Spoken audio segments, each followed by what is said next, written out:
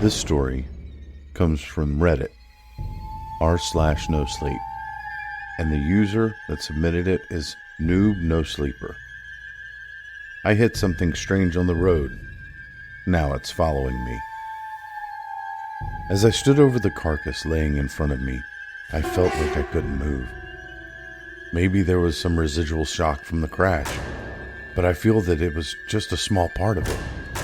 It's that the more I looked, the less sense everything made. Everything I knew started to feel slightly wrong. I'd lived in these woods my whole life and had never seen anything like that. I had run over a few animals before. On accident, I mean, of course. It happens when you live around these parts. But it would always leave me a deep sadness for days. There isn't much you can do about it. It's not like wild animals are taught to check the road before crossing. They just do. And always at the worst time.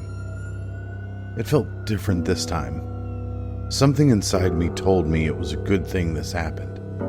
That I had done a good thing accidentally, but a good thing nonetheless. That thing did not look benevolent, unlike anything else that belonged in this forest. It looked like something more dangerous than an apex predator, something above the food chain, above us. The first thing that struck me was its limbs. Some of them were now crooked from the impact of my car, but that actually made them look less abnormal. They were long, thin, and sharp like a sort of blade. It's the only way I could describe it. It felt like their only purpose was to move and kill. I started thinking about something I had heard sometime before that night.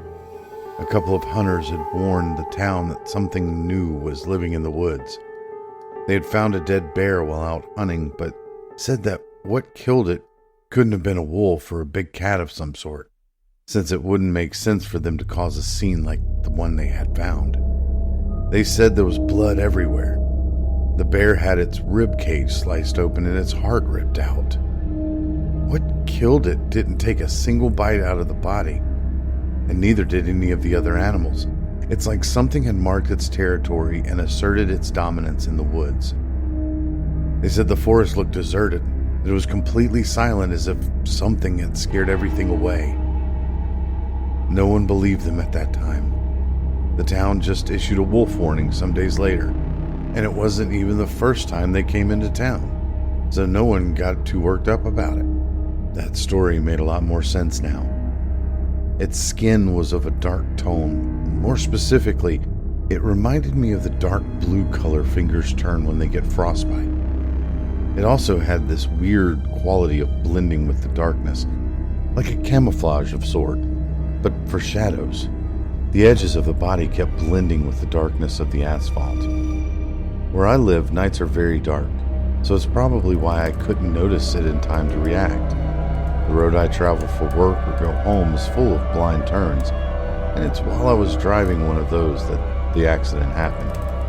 But I think that even if I had enough time, I wouldn't have been able to see it coming. You could have it right beside you and not notice it if it was just slightly dark outside. But at that point, you'd probably be dead anyway. I crouched to inspect it. Its skin was harder and colder than anything I'd ever felt on a living being before. And the smell was... well, there was no smell. It felt like the perfect creature in some sense. Perfect for hunting or surviving anything, the weather, or attacks by other animals. It could show up and disappear like nothing ever happened. It would leave no trace, nothing to go off of. Its face laid against the concrete. I thought about it hard before taking a look. I already knew that if I had turned its head to take a look at it, I'd never forget it. That it would haunt my dreams forever and never leave me alone. So I did. I pushed its cranium to roll it over. There were some hairs on the top of its head, only a few strands. The face was like a skull. It reminded me a lot of a human one, and I tried to believe it wasn't at that moment. It had holes where its eyes and nose should be, and its mouth was quite small, but stuck in a malevolent grin.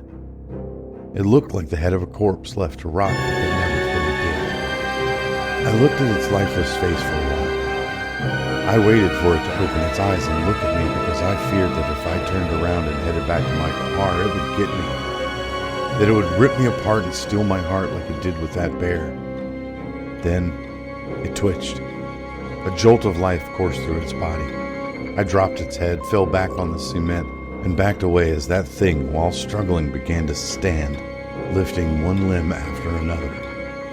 It turned its head to look at me dead in the eyes.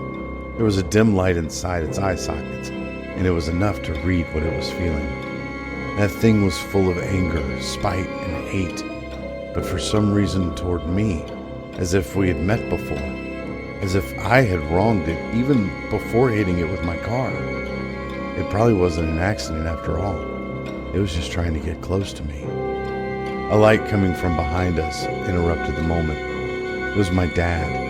When I didn't come home at the usual time, he set out to check if I had crashed somewhere on the way home, since it wouldn't have been the first time. The time it took to turn my head away was enough. I felt a breeze and a very light tapping on the road cement. When I turned back to look at that thing, it was gone. He asked me what I was doing in the middle of the road like that, and I couldn't really explain myself at the time. I don't know how to explain what happened, so I said that I had hit a deer, although the total front of my car raised some questions about the validity of my claims, since a deer could only render a car useless like that. Some time had passed since that night. I've been feeling its presence lately, growing closer and closer and ever so evil. It lurks in the shadows, behind the trees, and always just outside of my view periphery. Some days ago, something struck a hunter. From what I was told, it's exactly like what happened to that bear once. Chest ripped open, missing heart, nothing else done to the body, and the place where they found him becoming an eerily deserted part of the woods. But there was a new detail in the scene. A trail of dark liquid leading further into the woods. Apparently that hunter was able to get a shot off. That hunter was my father. I told him of the accident a few days after the crash. My story didn't sound new to him. Our family already had an encounter with that spirit. The funeral was yesterday, and that thing showed up too. Far away, just at the edge of the woods next to the cemetery. It wasn't even a surprise to me after what I'd been feeling lately. I expected it. It was standing in the snow on 2 feet, looking straight at me, mocking me. But it did look weakened. My dad had got him good. I don't have much time left, but I know what to do. The night before he died, my father told me everything I needed to know, and more importantly, how to stop. Thanks for listening. If you enjoyed this story, please consider subscribing. I'm trying to post new stories every day as I find them. If you have a story, please leave a link down in the comments. Thank you, and have a wonderful day.